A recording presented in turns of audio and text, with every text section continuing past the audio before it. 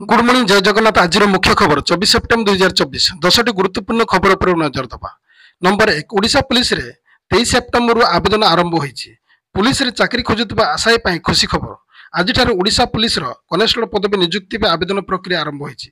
Official website आवेदन प्रक्रिया आरंभ होईछि। इच्छुक तथा योग्य प्रार्थी माने ओडिशा पुलिस वेबसाइट www.odishapolice.gov.in रे ऑनलाइन माध्यम रे पंजीकरण और आवेदन करि परिबे। तेबे ओडिशा पुलिस रो विभिन्न बटालियन रे खाली थिबा पदवी सिपाही कनेस्टेबल 1360 पदवी और डीपीओ कैडर खाली थिबा वरिष्ठ किरानी 770 पदवी निमंते आवेदन प्रक्रिया आरंभ होईछि।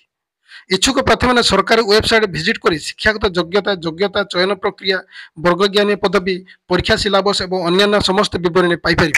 आग्रही तथा योग्य प्रार्थी मैंने ऑनलाइन आवेदन करेंगे कारण कौन से मानुआल आवेदन ग्रहण हो ना। ऑनलाइन आवेदन पत्र दाखिल करने शेष तारीख एपर्यंत घोषणा कराए। इस समय आग्रही प्रार्थी मैंने सविशेष अपडेट नियमित वेबसाइट विजिट करने परामर्श दी जाएगी। नंबर 2 821 एकर जमीन निर्माण हम हाईटेक सिटी भुवनेश्वर लगी आपको नुआ सहर निर्माण हम उपकंठ लगी गढ़ी उठब न्यू सिटी बा हाईटेक सिटी। भुवनेश्वर उन्नयन कर्तृपक्ष बीडीए पक्ष एने नक्शा अंका जाए। खाली से नुहे ए नुआ सहर प्राचीर काम आरंभ हो जाए। उपकंठ लगी 3 राजस्व ग्राम ए न्यू सिटी को गिड़देव। एने मणिपड़ा दासपुर गोठपाटन प्राय 821.961 एकर जमी चिन्हट कर जमी को मणिपड़ा रे ओडिशा राज्य गृह निर्माण संस्था ONSC 28.500 एक जमार जगह रही।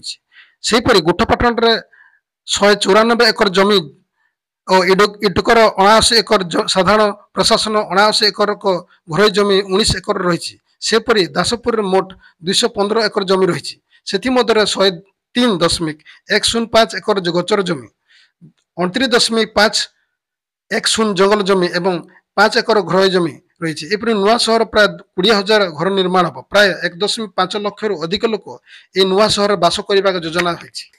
नंबर 3 जिला स्तर खोल मुख्यमंत्री को अभियोग प्रकोष्ठ कैंप राज्यस्तरीय अभियोग शुणाणी सहित आगामी दिन इच्छा जिला स्तरीय मुख्यमंत्री अभियोग प्रकोष्ठ कैंप खोल। मुख्यमंत्री की इच्छा आगामी दिन में उत्तर ओडिशा पश्चिम ओडिशा दक्षिण ओडिशा मुख्यमंत्री गस्त बेले सेठारे लोकों अभियोग शुणा। मुख्यमंत्री की इच्छा अनुसार तलस्तर जावाई आगामी दिन में व्यवस्था रही। याद्वारा जनसाधारण जनसहजर अभियोग पत्र दाखल करेंगे। 1000 रु अधिक अभियोगकारी अभियोग नहीं अभियोग करुछन्ति। दिव्यांग बयस विभिन्न समस्या जड़ित थिबा अभियोगकारी पंजीकृत करिसेंति। विगत दिन अधिक संख्यार लोकों आसिथिबा समाधान समस्या होतिला। सरलीकरण पर निर्दिष्ट समय रखा जाय 1.5 मास विधानसभा थिबार कार्यक्रम बंद थिला। नंबर 4 आधार कार्ड रे केते थर बदलाई परिबे नाम और ठिकाना। भारतीय नागरिक पाए आधार कार्ड सबुठ गुरुत्वपूर्ण दलिल पाल्टिछि। UIDAI आधार कार्ड को संशोधन करने एक सुजोग देता है। आज आम आपण को कहवाक जाऊँ आधार कार्ड रे नाम और ठिकाना किपर केते थर परिवर्तन करें।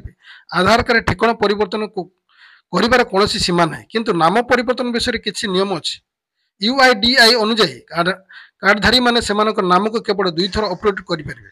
जदि कौन व्यतिक्रम परिस्थिति थाए तेबे UIDAI द्वारा रिहाती दि जाए। 2 थर को अधिक नाम परिवर्तन करने को आपन को UIDAI रो आंचलिक शाखा को जीवा पड़ो जो आपण परिवर्तन अनुमति पाइपर। नंबर 5 आज राज्य प्रबल वर्षा 12टी जिला को येलो अलर्ट। आज राज्य प्रबल वर्षा संभावना दक्षिण उपकूल म्यांमार और यार आखपाख सृष्टि होता घूर्णिबलय आज लघुचाप रूप नहीं यार प्रभाव वर्षार पाणीपाग विस्तृत वृद्धि पाइब। एथिपाई आज 12टी जिला को येलो वार्निंग अलर्ट जारी कर बालेश्वर भद्रक मयूरभंज केन्दुझर कटक जगतसिंहपुर केन्द्रापड़ा गंजाम गजपति रायगड़ा कोरापुट और मालकानगिरी को सतर्क जारी करिछि आंचलिक पाणीपाग केन्द्र। नंबर 6 अक्टोबर कटिजिव राशन कार्ड तुरंत कढ़ातु यू कम।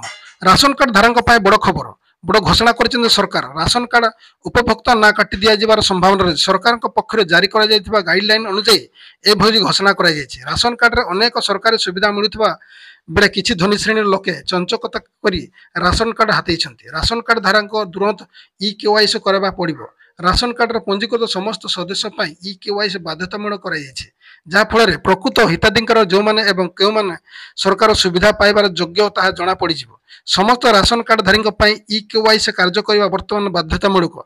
जदि EKYC करा जाए तेबे राशन कार्ड को ना काटी दि जाफल भूत राशन कार्ड धारी एवं धनिक श्रेणी लोके राशन कार्ड हाथी जना काटी दि जो मैंने EKYC करे से राशन कार्ड आसंता अक्टोबर मासरू काटी दि नहीं भारतीय गणमाध्यम प्रकाश पाई रिपोर्ट।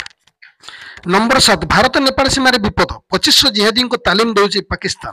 ପାକିସ୍ତାନର ପୃଷ୍ଠକତାରେ ବହରାଇଚର ରୂପାଇ ଡିହାରେ ଭାରତୀୟ ସୀମାଠାରୁ 6 କିଲୋମିଟର ଦୂରରେ ଥିବା ନେପାଳଗଞ୍ଜରେ 2500 ଜିହାଦୀଙ୍କୁ ତାଲିମ ଦିଆଯାଉଛି। ନେପାଳ ମୁସଲମାନ ଯୁବକମାନଙ୍କୁ ଭାରତ ବିରୋଧରେ ପ୍ରଭାବିତ ଦିଆଯାଉଛି, ଯାହା ସୁରକ୍ଷା ଦୃଷ୍ଟିରୁ ଭବିଷ୍ୟତରେ ଏକ ବଡ଼ ବିପଦର ସଂକେତ ଦେଉଛି। ଗୁପ୍ତଚର ବିଭାଗର ସ୍ୱତନ୍ତ୍ର ଶାଖାର ଏସ୍ପି ଏହାର ରିପୋର୍ଟ ପୁଲିସ ମୁଖ୍ୟାଳୟକୁ ପଠାଇଛନ୍ତି। 5 ସେପ୍ଟେମ୍ବର 2024 ସରକାର ପୁଲିସ ମହାନିର୍ଦ୍ଦେଶକଙ୍କୁ ଏ ସମ୍ପର୍କରେ ପଦକ୍ଷେପ ନେବାକୁ ନିର୍ଦ୍ଦେଶ ଦେଉଛନ୍ତି। ଏ ଘଟଣା ସାମ୍ନାକୁ ଆସିବା ପରେ ସୁରକ୍ଷା ଏବଂ ଗୁପ୍ତଚର ସଂସ୍ଥା ଏହି ଆହ୍ୱାନ ମୁକାବିଲା ପାଇଁ ବ୍ୟସ୍ତ ଅଛନ୍ତି। ନମ୍ବର 8 ନ୍ୟାୟ ନ ମିଳିଲେ ଜଣାଅ। ମୁଖ୍ୟମନ୍ତ୍ରୀ ମୋହନ ଚରଣ ମାଝୀ ଆଜି ଅଭିଯୋଗ ପ୍ରକୋଷ୍ଠରେ ପଞ୍ଜୀକୃତ ହୋଇଥିବା ହଜାର ଅଭିଯୋଗକାରୀଙ୍କ ସମସ୍ୟା ଶୁଣିଛନ୍ତି। ଲୋକଙ୍କ ଆଶ୍ୱାସନା ଦେବା ସହିତ ସମସ୍ୟା ସମାଧାନ ପାଇଁ ପ୍ରଶାସନିକ ଅଧିକାରୀମାନଙ୍କୁ ମୁଖ୍ୟମନ୍ତ୍ରୀ ନିର୍ଦ୍ଦେଶ ଦେଇଛନ୍ତି। ଏବେଠାରୁ ପ୍ରଥମ ଥର ପାଇଁ ସମ୍ପୂର୍ଣ୍ଣ ଅନଲାଇନ ପଞ୍ଜୀକରଣ ବ୍ୟବସ୍ଥା କାର୍ଯ୍ୟକାରୀ ହୋଇଛି। ନମ୍ବର 9 ବନ୍ଦ ଡାକରା ପ୍ରତ୍ୟାହାର କଲା ବିଜେଡି। ବନ୍ଦ ଡାକରା ଫେରାଇ ଦେଇଛି ବିଜେଡି। ଆଜି ହରତାଳ କରିବନି ବିଜେଡି। ସରକାର ପକ୍ଷରୁ ବିଭାଗୀୟ ବିଜୟର ତଦନ୍ତ ପାଇଁ ନିର୍ଦ୍ଦେଶ ଦିଆଯିବା ପରେ ବିଜେଡି ତାର ଆଜି 6 ଘଣ୍ଟିଆ ବନ୍ଦ ଡାକରା ପ୍ରତ୍ୟାହାର କରି ନେଇଛି। ଏନେଇ ପ୍ରେସମିଟ୍ କରି ସୂଚନା ଦେଇଛି ବିଜେଡି। ତେବେ ଭରତପୁର ଥାନାରେ ସେନା ଅଧିକାରୀ ତାଙ୍କ ବାନ୍ଧବୀ ନିର୍ଯାତନା ଦେବା ମାମଲାରେ ନ୍ୟାୟ ଦାବି କରି ରବିବାର ଅପରାହ୍ନ 24 ତାରିଖ ବିଜେଡି ସକାଳ 6ଟା ଦିନ 1 ଯାଏଁ 6 ଘଣ୍ଟିଆ ଭୁବନେଶ୍ୱର ବନ୍ଦ ଡାକରା ଦେବା ବୋଲି ଘୋଷଣା କରିଥିଲା। ନମ୍ବର 10 ଅଷ୍ଟମ ଶ୍ରେଣୀ ଛାତ୍ରୀଙ୍କ ଅପହରଣ ଖୋଜୁଛି ପୁଲିସ। ଦିଗପହଣ୍ଡି ଥାନା ଅଞ୍ଚଳରେ ଜଣେ ଅଷ୍ଟମ ଶ୍ରେଣୀରେ ପଢୁଥିବା ନାବାଳିକା ଛାତ୍ରୀଙ୍କୁ ଅପହରଣ ବାଡ଼ତ୍ୟ ଅପହରଣ କରି ନେଇଥିବା ଅଭିଯୋଗ ହୋଇଛି। ଛାତ୍ରୀଙ୍କ ବାପା ଏତଲା ଅନୁସାରେ ଭିତ୍ତି କରି ଥାନା ସ୍ଥାନୀୟ ପୁଲିସ ମାମଲାରେ 357/24 ଅନୁଯାୟୀ ଅଭିଯୁକ୍ତ ବିରୋଧରେ ମୋକଦ୍ଦମା ରୁଜୁ କରିଛି। ଗତ ଶୁକ୍ରବାର ଛାତ୍ରୀ ଜଣକ ସ୍କୁଲ ଯାଇଥିଲା ବେଳେ ପୂର୍ବାହ୍ନରେ ସେଠାରେ ତାଙ୍କୁ ଅପହରଣ କରାଯାଇଥିବା ଏତଲାରେ ଉଲ୍ଲେଖ ରହିଛି।